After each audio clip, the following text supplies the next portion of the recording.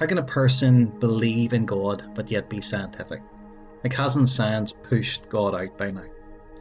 Does being a Christian bring us back to the dark ages of our scientific understanding? If you're interested in these questions, keep listening, for this is what we will be thinking about today, this great topic of science and God. Failte go good news for Armagh, the podcast that thinks about the big questions of the universe and of our hearts.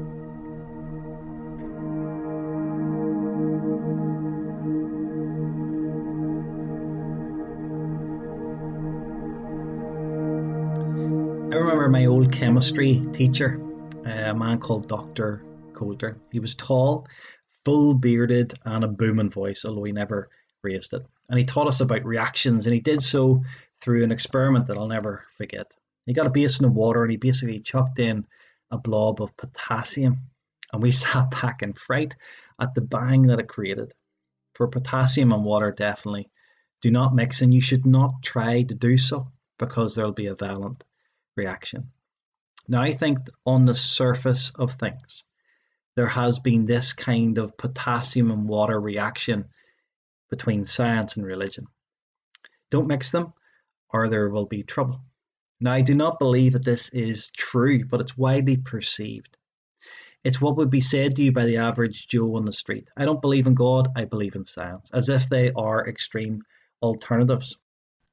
It is the Mr. Science and Reason philosophy from the first podcast that has become the spirit of our age, which says that because we have science, we don't need God.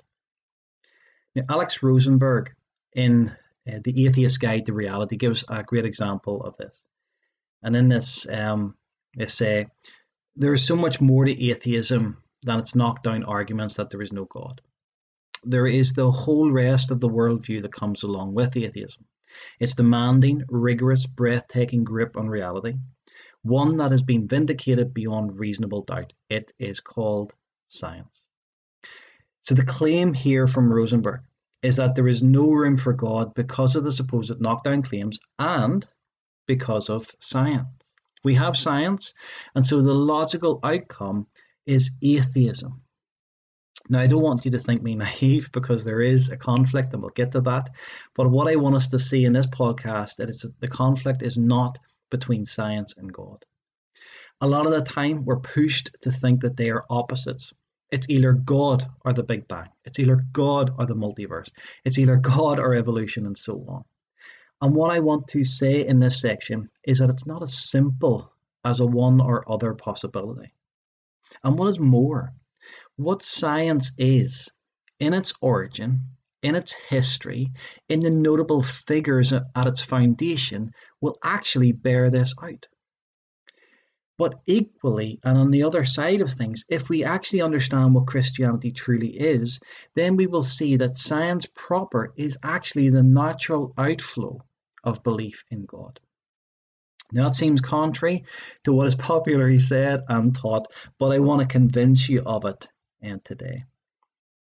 Well, let's start at the start and let's think about what science is, because science is not always science, even from a scientist. So what is science? Let's actually hear from one of the most renowned scientists, Richard Feynman, who was awarded the 1965 Nobel Prize for his work in the development of quantum field theory. Now, in one of his lectures in physics, he actually defines for us the scientific method when actually trying to find a new law. This is what he says. Now I'm going to discuss how we would look for a new law. In general, we look for a new law by the following process. First, we guess it. Then we no, don't laugh, that's really true. Then we compute the consequences of the guess to see what, if this is right, if this law that we guessed is right, we see what it would imply, and then we compare those computation results to nature, or we say compare to experiment or experience. Compare it directly with observation to see if it works. If it disagrees with experiment, it's wrong. In that simple statement is the key to science. It doesn't make a difference how beautiful your guess is. It doesn't make a difference how smart you are, who made the guess, or what his name is. If it disagrees with experiment, it's wrong. That's all there is to it. So observe, make a guess, experiment, results. There you go. That is what science is. Now, let's give an illustration. Take something like gravity. We can observe it, do an experiment, get results. So take a ball, throw it in the air, record its movement, chart the parabellum arch that it produces, and you can measure how strong or weak it is. There you go. That's science.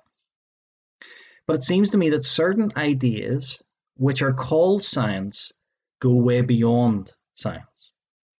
So in Our Mathematical Universe, a book by Max Tegmark, he is really honest when he puts forward his case for the multiverse. This is what he says. Is it really science to talk about such crazy things that we can't even observe? Or have we crossed the line into pure philosophical speculation? The influential British philosopher Karl Popper popularized the now widely accepted adage, if it's not falsifiable, it's not science. If a theory cannot be tested even in principle, then it's logically impossible for it ever to be falsified, which by Popper's definition means that it is unscientific. It follows then that the only thing that we can have any hope of being scientific is a theory. But parallel universes are not a theory, but a prediction of certain theories. So for Tegmark, for Popper, for Feynman, there is a clear-cut definition and clear-cut line between what science is and what science isn't. Now let's take this idea and apply this to the often quoted statement by Stephen Hawking which describes the origin of the universe. So his statement is this: because there is a law like gravity, the universe can and will create itself from nothing. Now you can see just straight out of the bat that this is not a statement of science. Now I'm not saying that there's not a basis for it. There is mathematical substance, but look at the surety of the statement. He says the universe can and will create itself from nothing. This goes beyond observe, make a guess, experiment, results, does it not? It's a prediction, or better, it's a statement of philosophy. And I'll tell you right now, it's not a very good philosophy. John Lennox puts it like this. He says it's very difficult to make a statement with three glaring contradictions in it. But here we go. Firstly, there is not nothing. There is a law. You see what he says? Because there's a law like gravity, the universe can and will create itself from nothing. But there's not nothing, there's a law.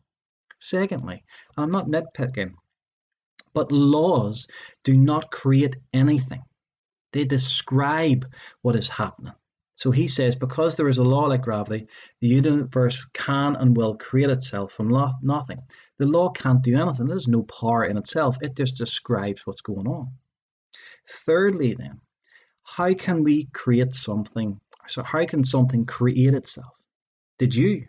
This doesn't work. So I really, really respect Stephen Hawking. He's a once in a generational mind, but I really cannot go with him here. This is not science proper. Again, it is at best prediction, or is at worst it's bad philosophy. Now, don't get me wrong in what I'm saying. I'm not saying that we shouldn't make predictions. No, we need prediction. We need the guess that Feynman was talking about, but we should call it such. It's when scientists wander off into philosophy or prediction and maintain that it is science proper, then I raise an eyebrow. So earlier on, Rosenberg was maintaining that science is the foundation for atheism by not actually using science to make that judgment. Did you notice that? That it wasn't a statement of science. Or Hawking here predicting the self-creating universe that is not science proper. Again, not that it's wrong to make a prediction. It's part of the pursuit, but call it such. It is the assertion that this is science that I think goes beyond what science is. And so does Feynman, by the way. Like, we all agree that the ball experiment, like that is gravity at work. And we stand in awe of the beauty of gravity in an action. But take that idea of gravity Take that force of gravity and give it a godlike power that brings this world into existence. And this is where disagreements will happen. And I'm thankful to Max Tegmark for his honesty. There's another kind of science plus that I have seen and read. So, Astronomer Royal of Great Britain, Sir Martin Rees, takes us on an amazing tour of the fine-tuned universe. So much so that he will say that it demands an answer. So, what causes this? Why is the universe so fine-tuned? And I should say, the book he's talking about is Our Cosmic Habitat. So, this is what he says, and kind of surmising why the universe is so fine-tuned. He says this: if one does not believe in providential design, but still thinks the fine-tuning needs some explanation, there is another perspective, a highly speculative one. So I should reiterate my health warning at this stage. It is the one I much prefer, however, even though in our present state of knowledge, any such preference can be no more than a hunch. This is him being very honest and telling you why he believes what he believes. It is his preference. So the mathematics might open the door to the multiverse, but his preference pushes him in it. Or take another example from Paul Davies. He's agreeing with Hawking on the origin of the universe, and he says this. He says there's no need to invoke anything supernatural in the origins of the universe of life. I have never liked the idea of divine tinkering. For me, it is much more inspiring to believe that a set of mathematical laws can be so clever as to bring all these things into being. Like, this isn't science, it's preference, philosophy, it's what he likes. Now, you might be thinking there now, well, you're just influenced by your preference and your philosophy. And I would say, yes, I am to a degree, I must be, but I'm admitting it. And the whole way through these podcasts, I am saying that the best explanation of the universe in its origin, in its fine-tuning, in our unique planet, in our complex cell, the best example or the best explanation is God. And interestingly, I have kept saying that the best God, the one that uniquely fits, is the God of the Bible. So that is me interpreting the universe and the science before me. And I find it interesting that a scientist can be celebrated for making prediction or preference because it is an explanation without God. But if I was to piece together a string of evidence and then make a prediction of a creator, I'm not really taken seriously. Now, in the whole argument of worldview behind it, we need a balance. Unfortunately, certain extreme atheist scientists have done a good job of driving a wedge between God and science, often quoting, for example, examples of Christianity stunting scientific progress. So Galileo's imprisonment by the church is a favourite one among them. On the other side of the fence, we have certain Christian leaders that have been guilty of demonizing science, chucking holy water over unsuspecting scientists as they happily conduct their life. There should be room for dialogue. I love science. I love that I can sit in a warm house. I love that I can watch TV, have clean drinking water, that I can travel the world, and that I can write this stuff on my laptop, or I can record this on my laptop, or I can look through a telescope and to see some of the wonders of the cosmos. Christianity is not, nor should it be, in opposition to real science. I'm not scared, to be honest with you, of what science will reveal. I love the idea of new discoveries, and I pray for scientists to do that. So my church was praying for the scientists on the front line of the fight against the coronavirus. But there is a war. And when we can see very quickly, whenever we start thinking about it, where the war is. And the war is not about science. It is about how we interpret the data. It is our philosophy of how we see the world. It is our preference. That's where the war is. Now, this preference, or this how we see the world, is called our worldview, and it's made up of a lot of different things. That actually goes beyond science. So our intuition, our understanding of the world, our upbringing, our experiences of life. And I find this constantly in general chat with people, that very, very, very few people don't believe in God because of purely intellectual reasons. It seems the way to start whenever you get into conversation until you really start speaking to them, until you really start getting onto the surface. And then genuinely, or generally, excuse me, you find maybe a traumatic event or a bad example of faith, or that they've just been pushed down by guilt and rules. We don't come to a conclusion in a vacuum, and that's my point. But my greater point is that there is no real war with God and science. It is with either theism or atheism, or whatever view that you hold of the world personally. It is worldview behind science. It is our explanation of science. That is where the parting lines are. And I want us to notice this. It's a huge thing to see. Like, what we disagree about generally is not the science. Like, you go through these podcasts with that in mind, and you will disagree with very little, I guarantee. But you might disagree with how I interpret the science or how I explain it.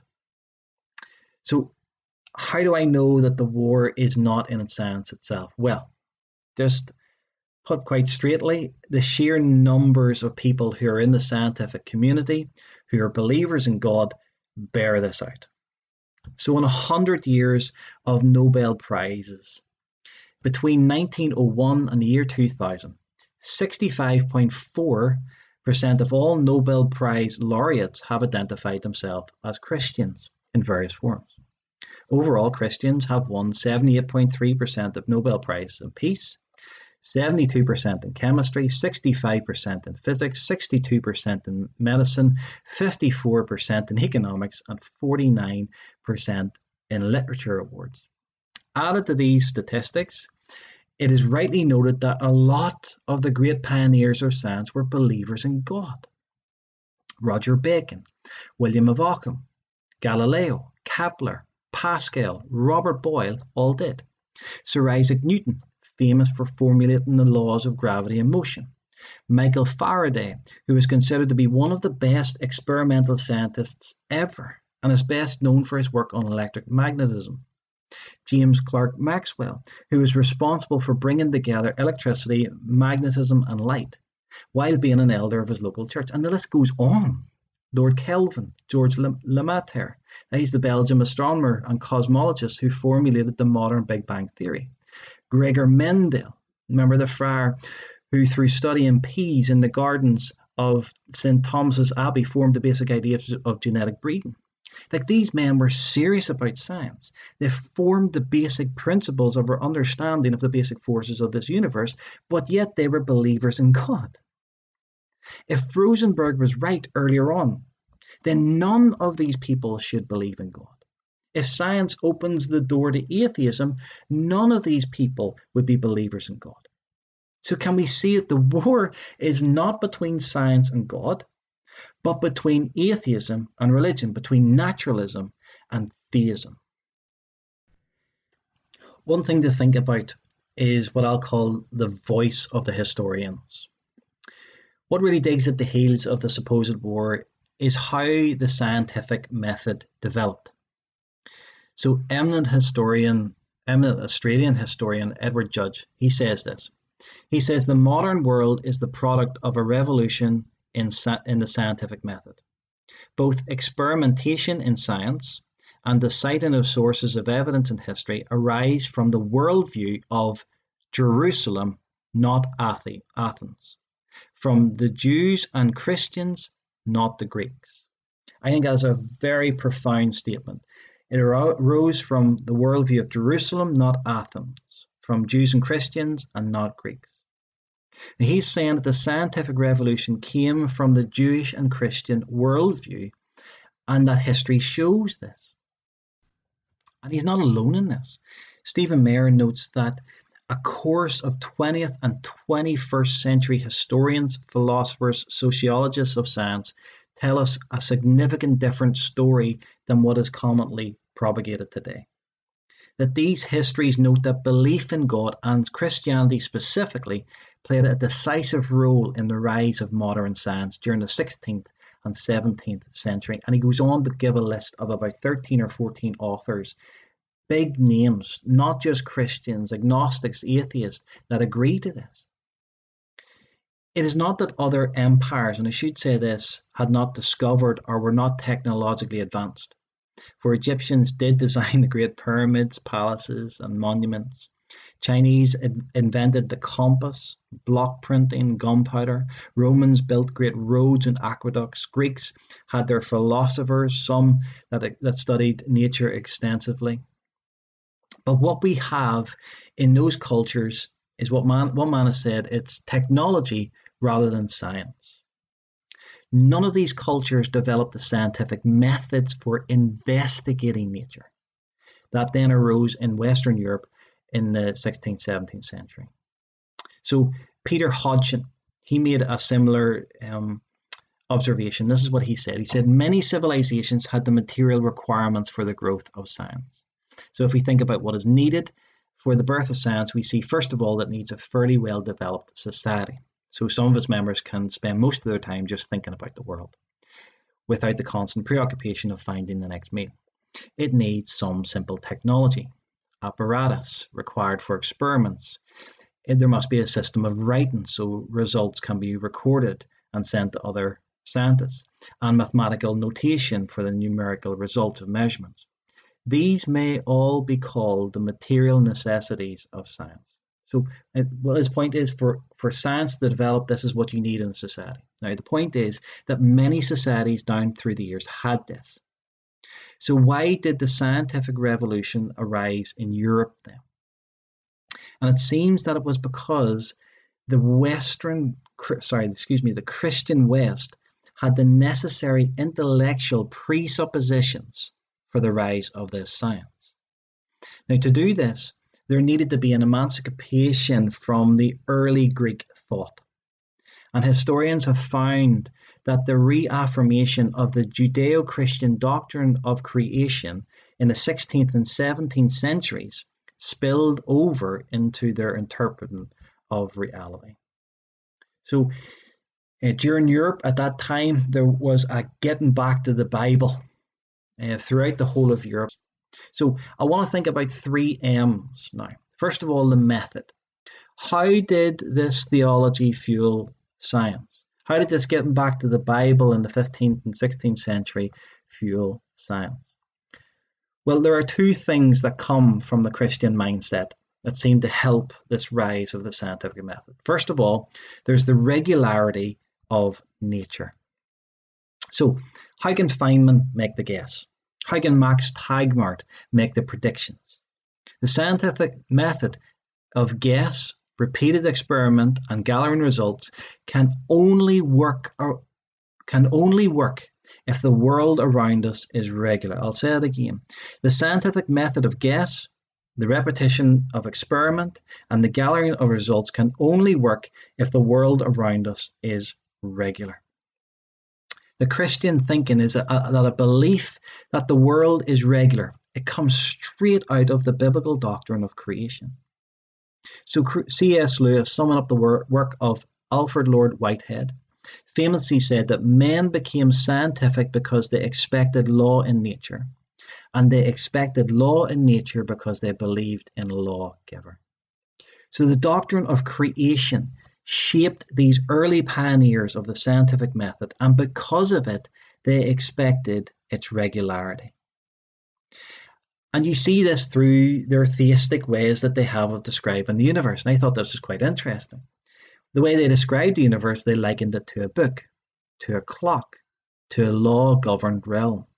And the obvious implication is that someone wrote the book, someone designed the clock, someone thought up the law.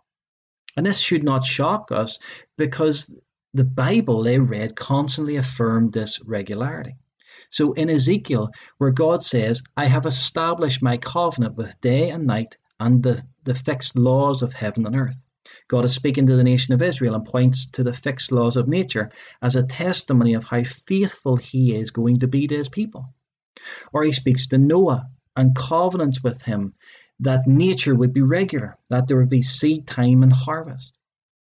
The only reason that physics can work, that experiments can be done, the only reason that they're repeatable is because God is faithful in governing the universe. Now, the implications of this make some scientists uncomfortable. It means that in order to do science, to make predictions and to do guesses, you have to have a little faith, not in God, but in the regularities of this world.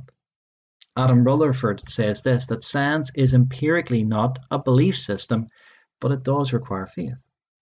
I think it does, and so did Einstein actually. Science, he said, can only be created by those who are thoroughly imbibed with the aspiration toward the truth and understanding. The source of feeling, however, springs from the sphere of religion. To this there also belongs the faith in the possibility that the regulations valid for the world of existence are rational, that is, comprehensible to reason. I cannot conceive of a man of science without that profound faith. The situation may be expressed by an image. Science without religion is lame. Religion without science is blind. His point is that we need to believe in the regularities of nature in order to make the prediction or the guess. God gives us a firm basis to do so. I'm not sure atheism does. Now, please forgive me here for a middle-aged digression, but I should add something that the doctrine of creation also said go and explore. The original mandate to Adam was to have dominion over the world, to go and to discover those, for example, 4 rivers in Genesis 2 and the materials at the foot of the river. To learn how things work, to use them to subdue the bad things in this world and to positively thrive. And in fact, Adam was encouraged by God to compile a list of the animals around him. We now call this taxonomy. So Robert Boyle, the father of modern chemistry, argued that God's freedom required empirical and observational approach, that scientists need to look to find out. Ian Barber, a historian of science, explains that the doctrine of creation implies that the details of nature can be known by those observing them. This, it should be said, was against the flow of the Greek armchair philosophical approach to the world around them. Creation said that the natural world is real. It's not an illusion. It's good, and therefore study it. Creation said that the natural world isn't divine, unlike pantheism. And so it isn't wicked to experiment upon it. Creation said that the natural world isn't governed by multiple competing capricious forces, but that the natural world is governed by a God who keeps it in order. Can you see that if science and religion were so opposed, it might well be the case that science would not have got going. Edwin Judge again says that Christianity, and above all, the biblical doctrine of creation itself, is itself the creator of the methodology of modern science. We don't hold the Greeks' perspective anymore, he says, in spite of the fact that people keep looking back to its origins of science. It is not the origin of science. The book of creation is the origin of modern science, the book of Genesis. I think that's a profound observation. It's something that goes definitely counterculture. We need, firstly, the regularity of nature, and this is what the Bible grounds us in. Secondly, we need not only the regulation of nature, but we need a mind that can understand. Since nature has been designed by the same rational mind who designed the human mind, the early modern scientists began to investigate nature and assumed that nature was intelligible. That is, that it could be understood by the human intellect. The universe, they said, was cosmos, not chaos. Philosopher Holmes Royston III, brilliant name, makes the point in this way. He says it was monotheism that launched the coming of the physical science. For it was premised that an intelligent world, sacred but disenchanted, a world with a blueprint, was therefore open to the searches of the scientists. The great pioneers in physics, that's Newton, Galileo, Kepler, Copernicus, believed themselves called to find evidence of God in the physical world. So Kepler himself then said, God wanted us to recognize natural laws, that God made this possible by creating us in his own image so that we could share his own thoughts.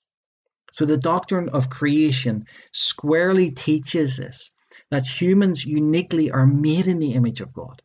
They have a rationale that other beings don't have. So even agnostic Steve Fuller admits that while I cannot honestly say that I believe in a divine personal creator, no plausible alternative has yet been offered to justify the pursuit of science as a search for the ultimate systematic of understanding reality. Atheism as a positive doctrine has done precious little for science. He even argues this, that science makes sense only if there is an overall design to nature that we are especially well equipped to fathom. Even though most of it has little bearing on our day-to-day animal survival, humanity's creation in the image of God provides the clearest historical rationale for a rather specialized expenditure of effort associated with science. So theism enables us to arrive at a position where we can genuinely and confidently say, observe, make a guess, experiment, results. There you go. So far from Christianity being opposed to science, I'm hoping we're starting to see this. That far from Christianity being opposed to science, we have seen that the voice of history tells us that out of the Judeo-Christian mindset, we got the modern scientific method. And so the rise of the scientific revolution. So I think it's important to dig that deep into us, especially in an age that we're constantly being told that if you believe in God, you're stupid and backward. The biblical way of thinking led to the scientific discovery, led to the scientific method. Alvin Plantinga said this. He says, modern science arose within the bosom of Christian theism. It is a spectacular display of the image of God in us human beings. Can you see that? That our modern scientific method has come out of our Christian way of thinking, our Judeo-Christian mindset. But I want to think about our mind for a second. Our mind. Can we trust ourselves? If you've ever seen the film The Matrix, there's a scene where the crew of the Nebuchadnezzar are sat down to dinner. And they're talking about how food tastes within the Matrix. And they joke about how everything tastes like chicken, doubting if what they were tasting was really how things were, or was it just made up by their computer overlords? And you can see how the doubt arises, because if their minds are connected to and are being fed by the Matrix program, how could they know what was true and what was false? But the same kind of doubt has occurred in the area of the mind, and particularly in trusting our minds for all kinds of knowledge and scientific pursuit. So the problem goes like this. If the world is the product of mindless, unguided forces, just serving evolutionary development, then our minds are the product of that unguided, mindless production too. So David Berlinski says this. He says the most unwelcome conclusion of evolutionary psychology is also the most obvious. If evolutionary psychology is true, some form of genetic determinism must also be true. Genetic determinism is simply the thesis that the human mind is the expression of its human genes. No slippage is rationally possible, he says. So basically replace matrix with unguided force of evolution and you get the idea. Now, C.S. Lewis saw this years ago, and he kind of neatly said, unless human reasoning is valid, no science can be true. And it's a powerful argument. Unless human reasoning is valid, no science can be true. Now, if you thought for a moment that a computer or a car or an airplane was formed and controlled by unguided, mindless processes, you would never trust them to perform a function. You would never trust them to drive. You would never trust them to fly. We must be able to trust our minds that they are right and that they are true. Now I listened to a lecture by John Lennox on this, and he tells us actually where he got the argument, and he was surprised. And if I am honest, I was surprised at its source too. The source of the argument was actually Charles Darwin. And he said this, with me the horrid doubt always arises whether the conviction of man's mind, which has been developed from the mind of lower animals, is of any value or at all trustworthy. So atheist philosopher Thomas Nagel, in his book Mind and Cosmos, can I just say it's a brilliant read? Please buy it and read it. It's really, really interesting. But he says this: evolutionary naturalism implies that we shouldn't take any of our convictions seriously, including the scientific world picture on which evolutionary naturalism itself depends. So it's a chicken and egg kind of idea.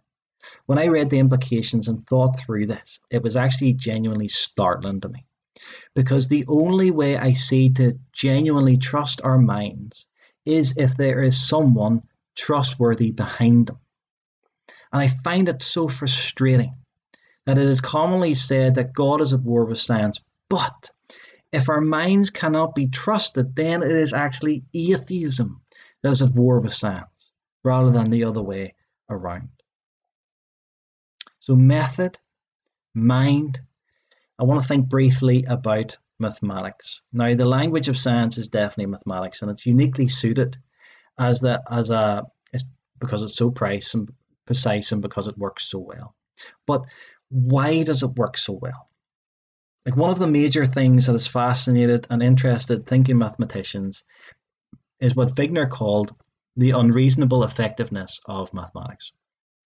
So you cannot read a book on mathematics or listen to a Maz talk about the cosmos without them referring to at some point to this paper by Wigner.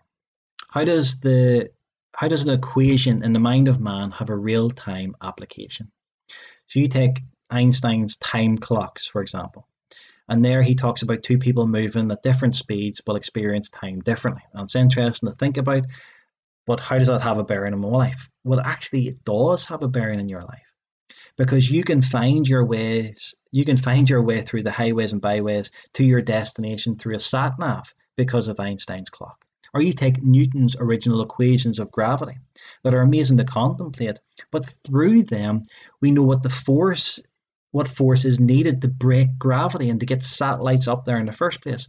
Our turnings work in computation to build the processing power for real-time calculations, and so on and so on and so on. So you take Einstein and Newton and turning and you put it together and you get a sat nav.